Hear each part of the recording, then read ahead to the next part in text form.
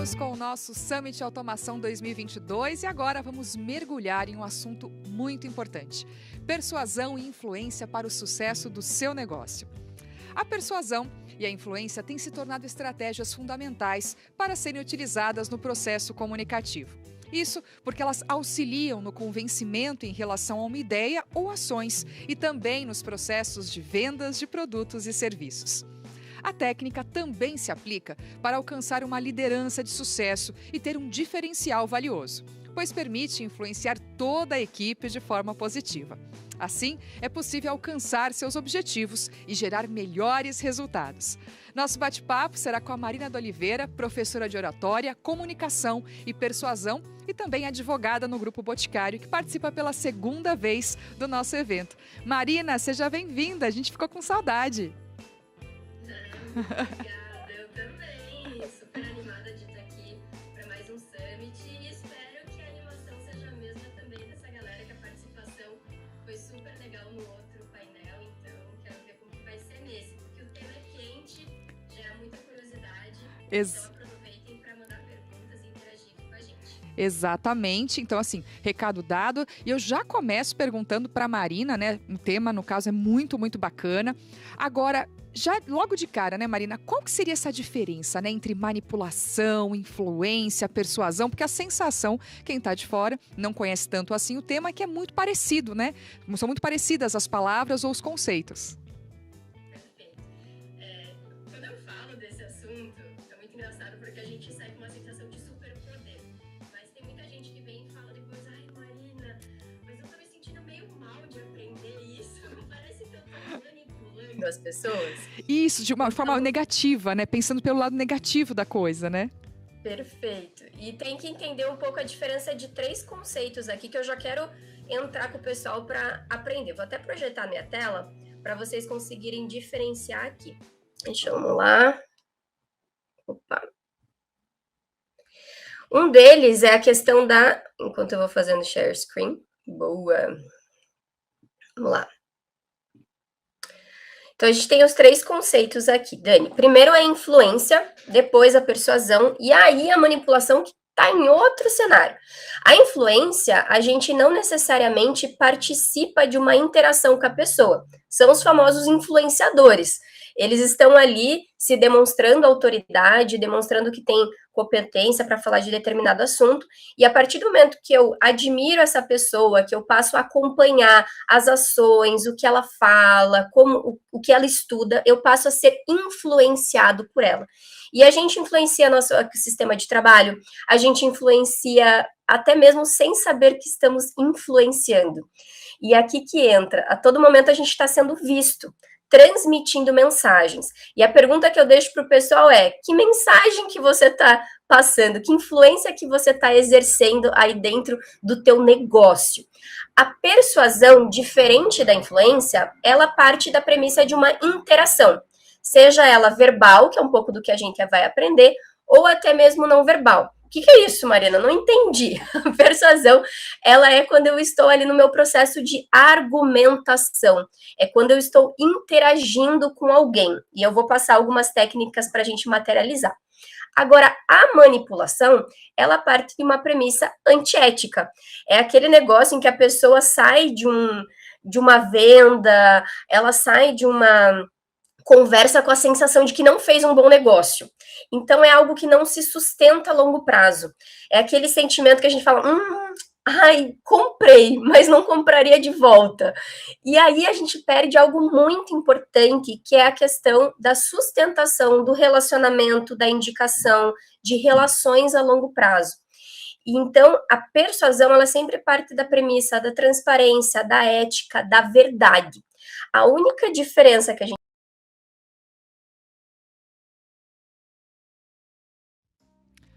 Voltamos aqui. Você é uma vendedora? Você se vê como uma vendedora?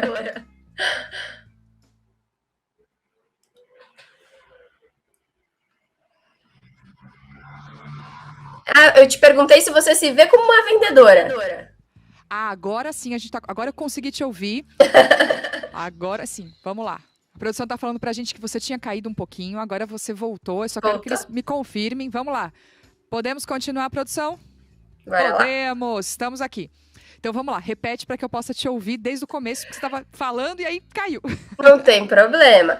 A minha pergunta aqui é que o primeiro mito que a gente tem que desconstruir é que todo mundo é um vendedor. E a minha pergunta para você é: você se considera uma vendedora dentro da tua área? Sim, me considero. E aí, por quê? Me explique. Porque a gente, quando tem, por exemplo, um projeto ou uma ideia para depois virar um projeto, a gente precisa vender isso, né? Essas ideias, esses argumentos, para que depois, de fato, alguém possa comprar, engajar com a gente e desenvolver isso que a gente acha que basicamente vai fazer a diferença, ou, enfim, muita gente pode ser impactada por aquilo, mas a gente precisa expressar isso. Então, é uma forma de venda. Perfeito. A gente às vezes acaba confundindo que a venda necessariamente ela está relacionada a um produto ou um serviço.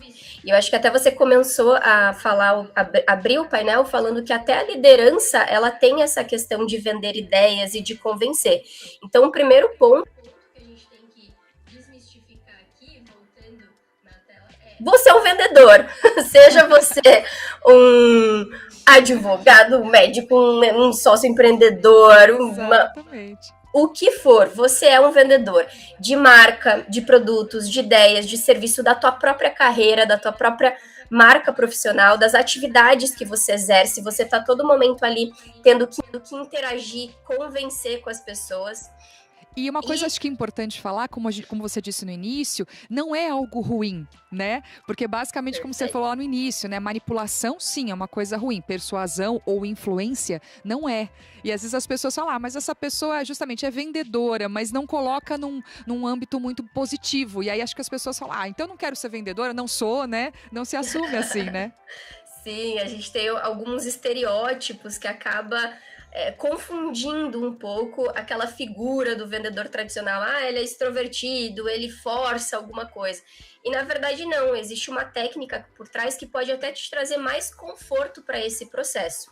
Inclusive, isso é muito defendido e estudado pelo próprio método Harvard de negociação.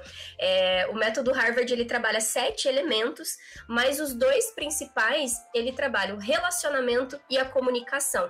Então, por isso que a persuasão, ela entra como uma porta de entrada. É redundante, mas é legal reforçar. Por quê? Porque não adianta a gente tentar convencer qualquer pessoa se eu não construir um bom relacionamento e se a minha comunicação não conseguir passar para ela todos os benefícios, tudo que ela ganha em relação a essa troca. E por isso que vem uma das ferramentas que a gente vai trabalhar aqui, que são os gatilhos mentais. E é o que eu já quero perguntar para todo mundo, quem já estudou, conhece, sabe o que é gatilhos mentais, vai mandando aqui no chat para o pessoal, para eles irem me contando, porque o gatilho mental ele tem um pouco desse mito de ser mal interpretado. Mas aqui eu quero falar o gatilho mental do bem, aquele que vai fazer você, de fato, se diferenciar. Exato. E as marcas e empresas usam bastante, né? De uma forma positiva, sim, claro, como você comentou, para vender o produto, né? Ou o serviço. Isso, a gente vai trazer alguns exemplos aqui. Mas antes da gente falar quais gatilhos mentais, eu quero trazer o que é um gatilho mental. E para mim, o gatilho mental ele é um empurrãozinho da nossa decisão. Marina, não entendi. Como assim? Vou até tirar minha tela para ficar olhando aqui para vocês. Quando a gente está hoje quando a gente vai fazer qualquer coisa, a gente está tomando decisões. Só que o nosso cérebro, ele tem 2 características. Ele é preguiçoso, mas ao mesmo tempo ele quer tomar boas decisões. Então o gatilho mental vem como um empurrãozinho para essa decisão. Vou dar um exemplo aqui. Quem é de São Paulo, manda aqui no chat, mas eu morei 2 anos e meio em São Paulo e tem um trânsito pesado, né? Aquele bibi, trânsito, e se você entra numa rua errada, lascou. Quem aqui já foi para São Paulo e se perdeu também manda no chat, porque isso já aconteceu comigo. Então, o que acontece? Você tá lá no trânsito de São Paulo, usando o GPS para te dar aquela ajudinha, sinaleiro fechado ou farol, e de repente tem uma bifurcação e você tem que ir para a direita ou para a esquerda. Nesse momento, o que acontece com o teu celular? Acaba a bateria e você pensa, meu Deus, ferrou, não vi se eu tinha que virar para a esquerda e para a direita. O que eu faço agora? Nesse momento, tá todo mundo virando para a direita. O que você faz? Dani, o que você faria nessa situação? Acabou o GPS, tem que virar para a direita, esquerda, todo mundo virando para a direita. Então, na verdade, a gente tem não sei se inclinação a fazer o que todo mundo faz, né? Tá todo mundo virando para a direita, vou virar também. Mas acho que às vezes, em muitas situações, não só no trânsito, mas na vida, a gente tem que dar aqueles 2 passinhos, parar, respirar e falar, mas por que tá todo mundo virando para a direita e eu preciso também virar para a direita, né? Mas no impulso, no gatilho, com certeza você vai, né? Sim, até porque o cérebro está pensando, eu não tenho muito tempo para raciocinar, eu não tenho tempo para dar estes 2 passinhos para trás, e isso me cansa porque eu sou preguiçoso, mas eu quero tomar uma boa decisão, então eu não vou ser a única pessoa que vai virar para a esquerda, eu vou virar para a direita. Esse é um exemplo de gatilho mental, chamado gatilho mental do efeito manada, da prova social. E aí, o ponto que a gente tem que orientar aqui é que num cenário que eu tenho muitas escolhas, muitas decisões para fazer, e eu tenho que, às vezes, tomar uma decisão de forma rápida, o gatilho mental ele vem com este empurrãozinho para a tomada de decisão.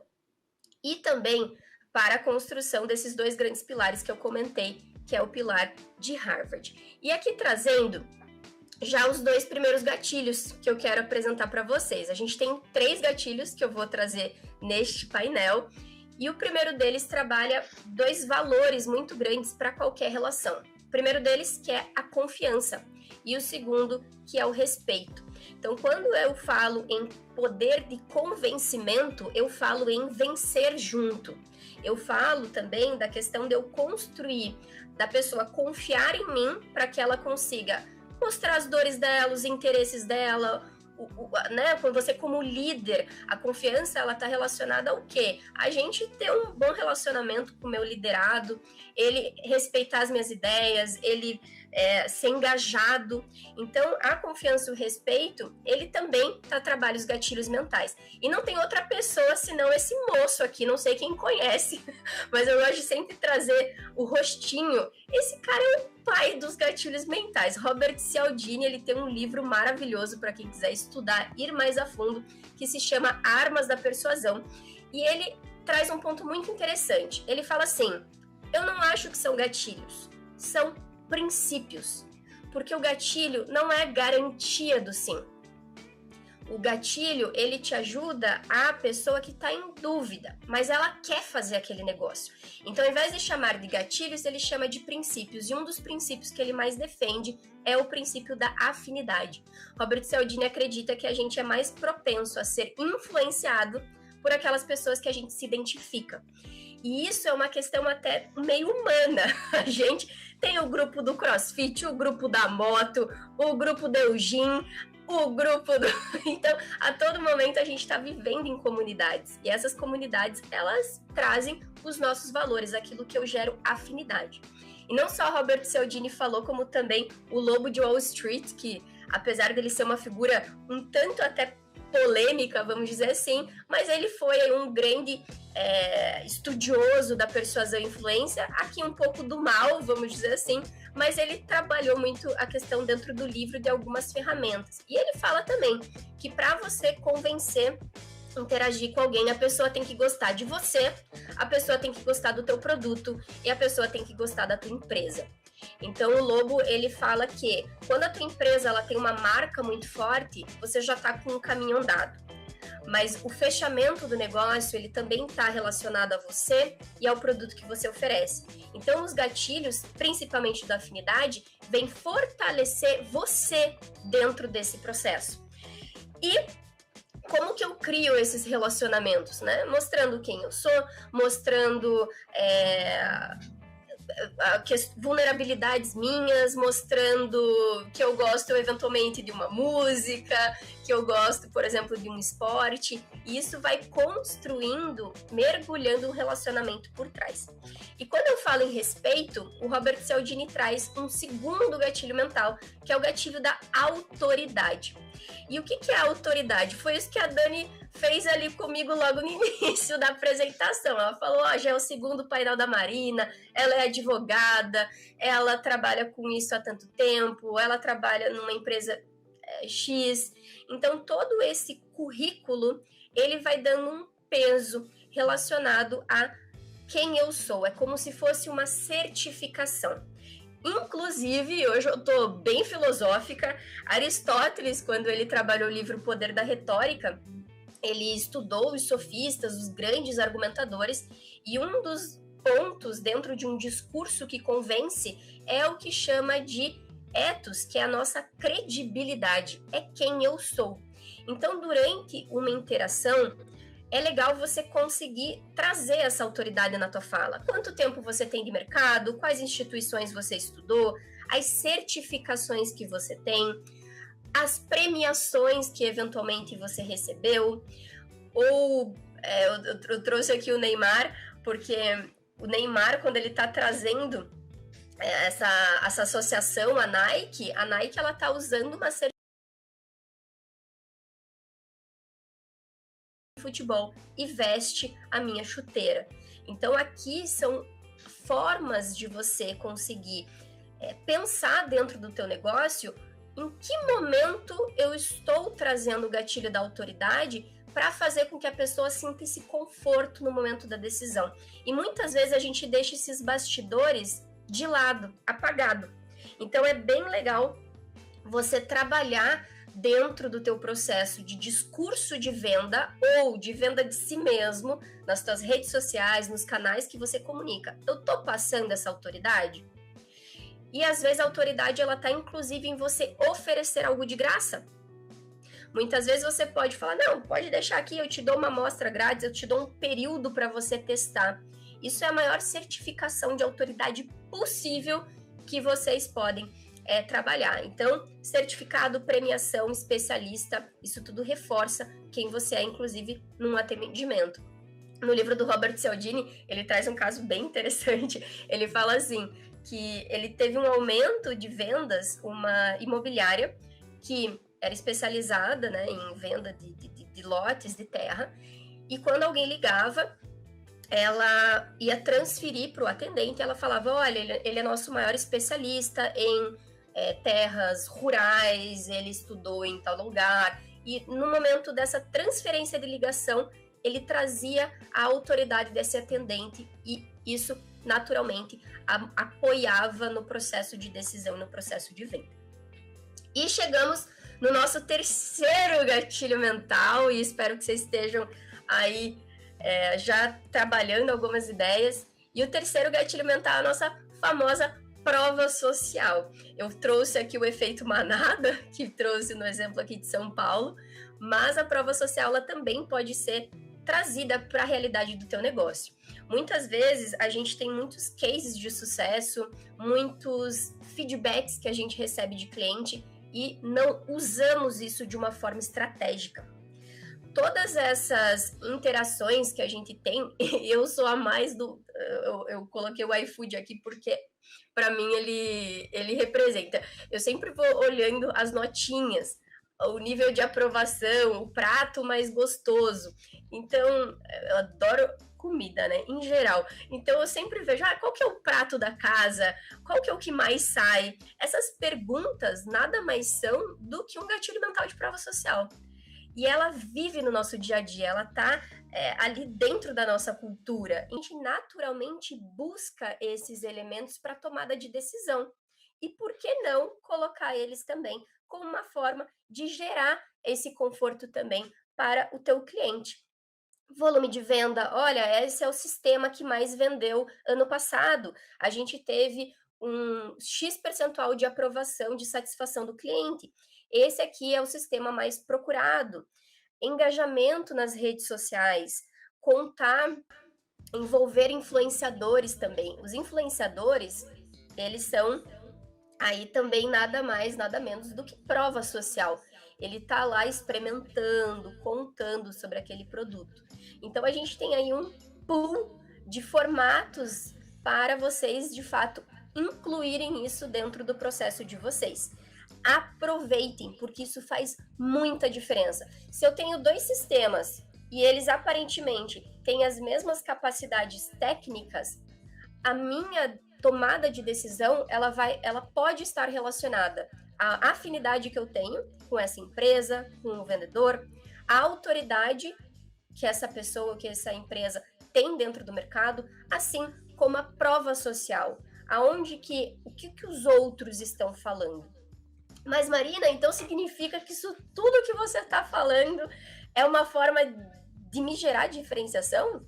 Sim. Então, além de você estar persuadindo, conduzindo ali o processo de decisão, você está se diferenciando no mercado.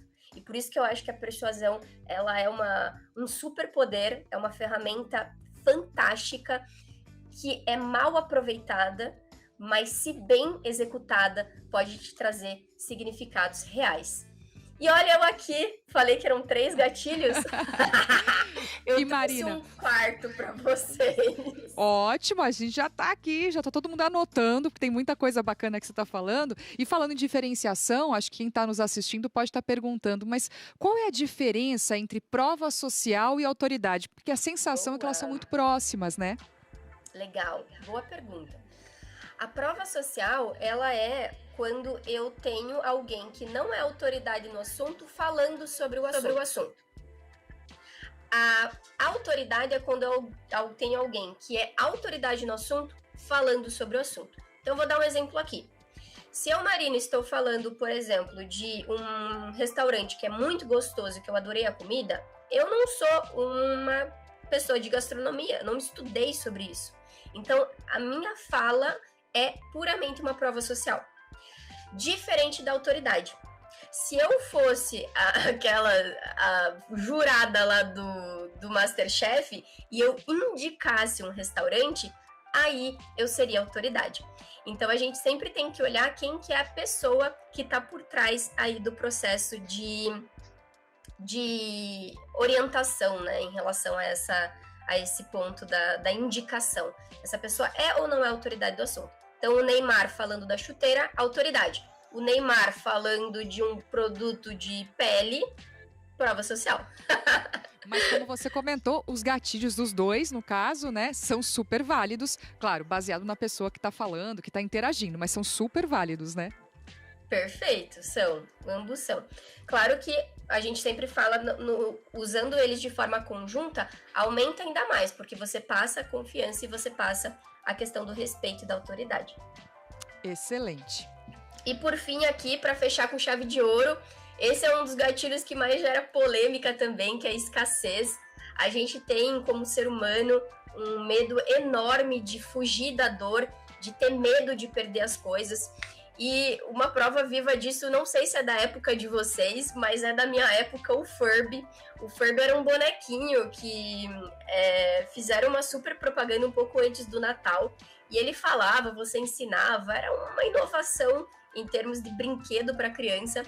E o Furby fez uma estratégia de escassez muito interessante. Ele fez uma antecipação do boneco, então gerou esse desejo.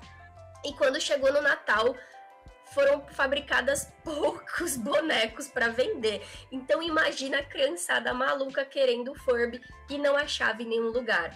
E o Furby gerou tanto essa questão da fuga da dor, do desejo de querer o boneco, como poucas pessoas que tinham essa sensação de ser importante. O Nubank também fez isso com aquela estratégia do cadastro para ser aceito no banco. Então eram poucas pessoas que tinham o roxinho na mão. Imagina um banco o banco que quer que você quer cliente, o banco está te fazendo um processo seletivo desse cliente, como assim? Então essa escassez, ela trabalha com 2 grandes desejos do ser humano. Um deles é a fuga da dor, o medo de perder, o medo de ficar sem, assim como a questão de se sentir importante. E aqui, como que vocês podem usar isso? Tanto falando que, óbvio, de forma verdadeira, você vai ter X dias para fazer a contratação, você atrelar o tempo com, eventualmente, alguma bonificação, algum desconto, as unidades daquele produto ou daquele serviço. Será que o tempo da pessoa, o tempo de um técnico, ele não é escasso? Então, por exemplo, para você estudar com a Marina, olha, é só em 2023. Mas se você me avisar semana que vem, eu consigo um horário na agenda aqui, porque eu tô de férias para atender vocês. Então a gente de fato trabalhe um pouco essa escassez de agenda, essa escassez de tempo, essa escassez de quantidade, para conseguir fazer com que a pessoa entenda que aquilo está saindo, que aquilo é relevante. E também você ligar para algum pool de clientes que sejam clientes diferenciados. Por exemplo, você pode ligar para um cliente e falar, olha, eu vou abrir está sendo lançado um novo sistema e eu estou ligando para os meus 5 principais clientes para fazer uma antecipação. As marcas usam muito isso com os programas Fidelidades, por exemplo, em que elas fazem um pré-lançamento de algo para você se sentir importante, relevante, e depois ela abre para mercado. Então aqui eu estou trazendo alguns exemplos para que vocês consigam identificar que o gatilho mental, primeiro, ele está vivo no mercado, ele está vivo nas empresas, e se bem executado, você pode com certeza encontrar sucesso no teu negócio. E eu fico aqui super à disposição também para as perguntas. Sim. E aqui encerramos com esses 3 gatilhos mentais no painel. Excelente. 3 mais 1, ou seja, ganhamos um de brinde, Marina, né? Já ganhamos um a mais. Bom, a gente chega então, como a Marina falou, ao momento de perguntas e respostas. Você que ainda não enviou a sua dúvida, dá tempo, a hora é agora. E quem participa com a gente aqui é a Amanda. Amanda Pereira, obrigada pela participação. E ela pergunta o seguinte: consigo ser uma vendedora persuasiva fazendo algum curso ou treinamento? Ou eu preciso ter o perfil típico de vendedor? Não precisa. Primeiro que a gente tem que tirar esse mito de que o vendedor necessariamente é o extrovertido que fala demais. Pelo contrário, o poder de ouvir na hora da venda é muito importante. Tanto que Harvard fala que quem tem poder numa negociação é quem tem informação, quem tem tempo. Então, a informação a gente só se obtém fazendo perguntas estratégicas e também sabendo ouvir. Porque você consegue identificar a dor do cliente e convencer ele de que aquele produto de fato é a solução para o que ele precisa. Então, o legal de fazer um curso é você de fato enxergar todas essas ferramentas para que você se sinta empoderada nesse momento. Mas não precisa ser essa figura do típico vendedor. Pelo contrário, a gente introvertido, eu me considero introvertida, a gente também tem o seu poder ali no momento da negociação. Mas Marina, com essa palestra não parece introvertida, não. Super. E quem tá no caso assim, e a dica também, né, como a Marina falou, escutatória ativa, né? Porque às vezes tem acho que provavelmente o perfil que a Amanda comentou, justamente do vendedor que fala, justamente naquela sensação naquela ânsia de querer vender. E tem um portfólio, às vezes, muito bom, mas a maneira, fala e não chega a lugar nenhum e acaba deixando, às vezes, o cliente até com dor de cabeça, de tanto que fala, né? E não escuta qual, de fato, é a demanda que ele tem, né? Perfeito. Agora a gente vai para a pergunta da Carla. Como diferenciar a manipulação e como aplicar a persuasão de maneira positiva? Boa. Vamos lá.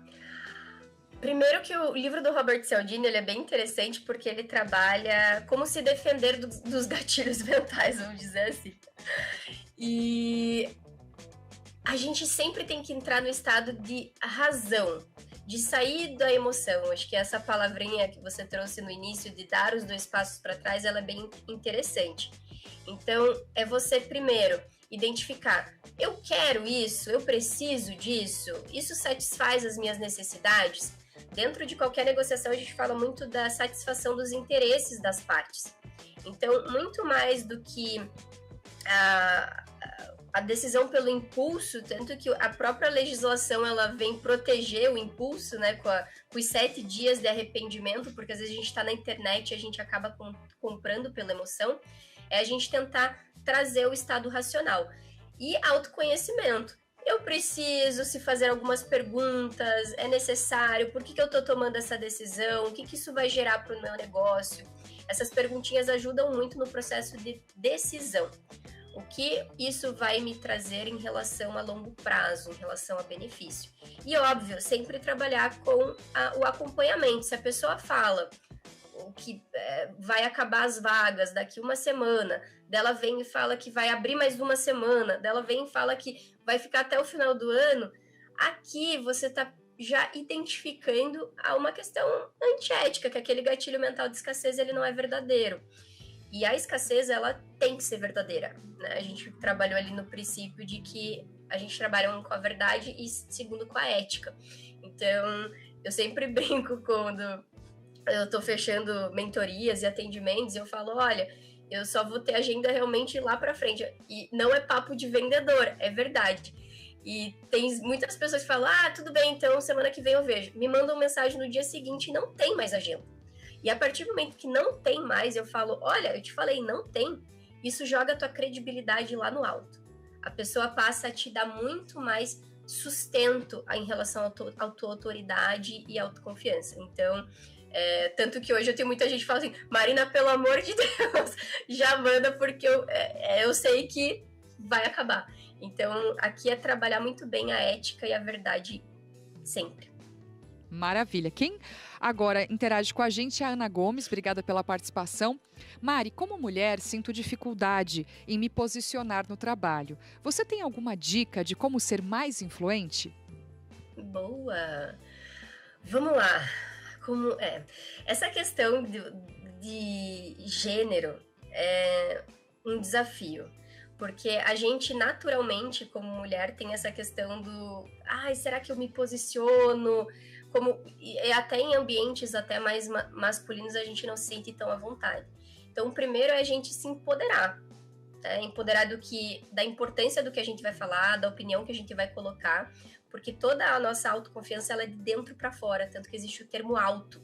Então, em vários atendimentos que eu faço, eu falo assim, se a gente não acredita que aquilo que eu vou falar é importante, não tem outra pessoa que vai acreditar. Segundo, desenhe uma marca. Você quer ser influente e referência em quê? A partir do momento que você tem um objetivo definido, você consegue trabalhar todos os elementos da tua comunicação para as pessoas começarem a te ver influente nisso. Então, por exemplo, dentro lá do teu ambiente, você quer ser vista e reconhecida como inovação. Comece a compartilhar, falar sobre isso, ler sobre isso, indicar livros, compartilhar nas suas redes sociais os cursos que você está fazendo. A influência, ela vai vir de forma natural. As pessoas vão começar a te buscar em relação a isso e também vai te fortalecer. As pessoas vão começar a pedir tua opinião numa reunião. Você vai começar a se sentir mais autoconfiante para colocar a tua posição também, porque você está construindo essa autoridade.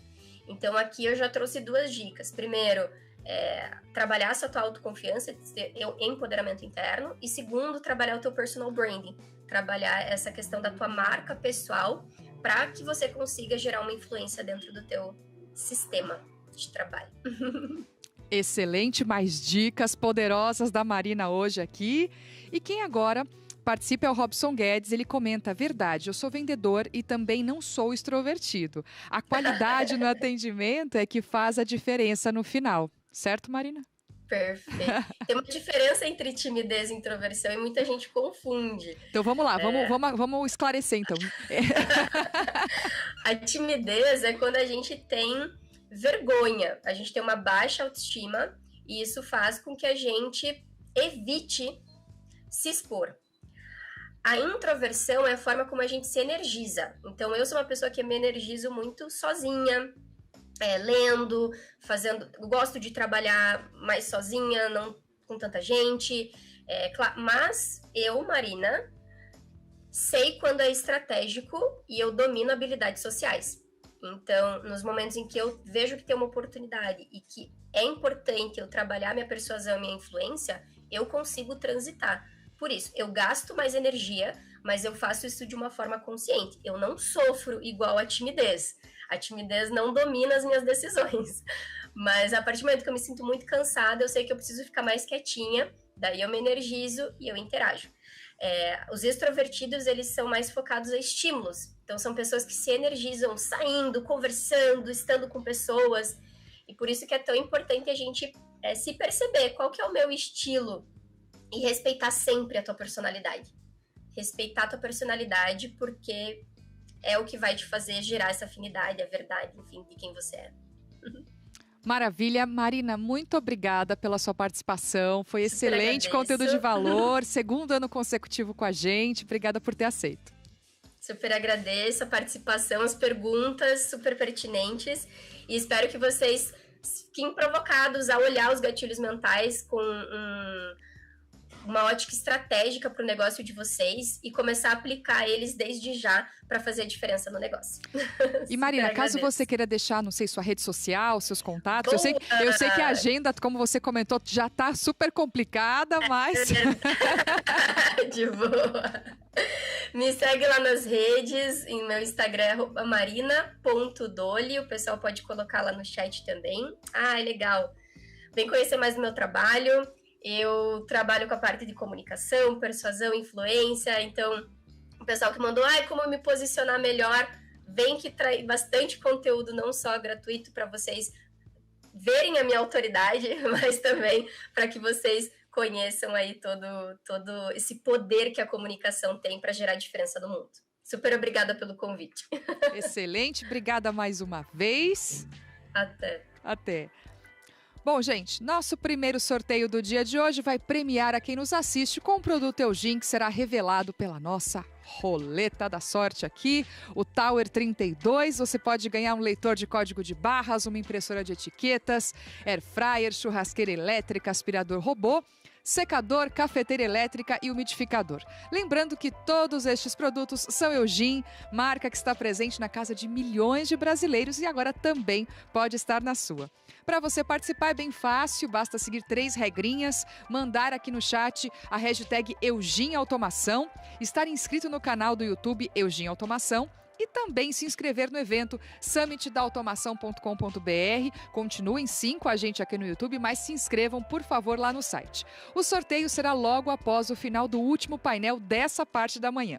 Para você, bom, agora a gente vai para o nosso rápido intervalo. A gente volta daqui a pouquinho com mais um painel super interessante. Até lá!